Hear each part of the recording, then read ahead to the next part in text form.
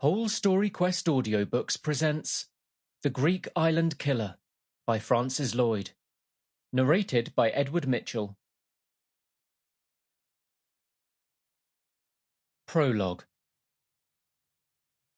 Now there is a rocky isle in the mid-sea, a little isle. The Odyssey, Book 4. Homer. 10 people are bound for Katastrophos, a hypnotic Greek island steeped in superstition and ancient myth. 10 disparate travellers whose lives will never be the same again, for not all are what they seem. Some have objectives much more sinister than a quiet holiday in the sun. And as the island slowly begins to work its timeless magic, even the most prosaic become disengaged from reality and capable of indiscretions they would never have believed possible.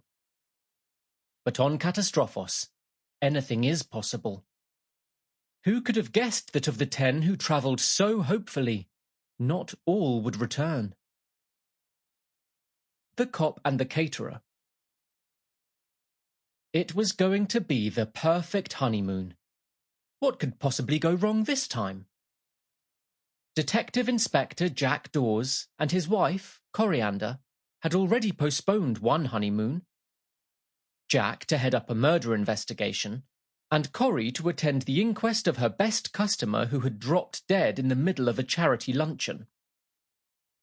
The meal had been catered by Coriander's Cuisine, and the customer had suffered violent stomach pains, casting an inevitable, if unjustified, slur on the caterer. No smoke without fire, people said. No stomach pains without food poisoning.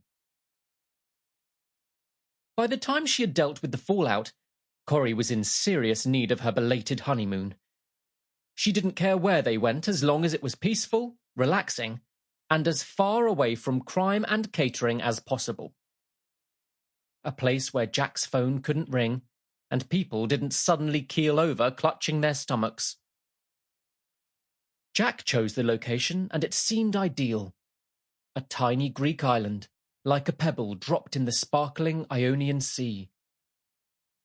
Afterwards, Corrie felt that the name of the island, Katastrophos, should have sounded a few alarm bells in the ear of a sensitive person like herself.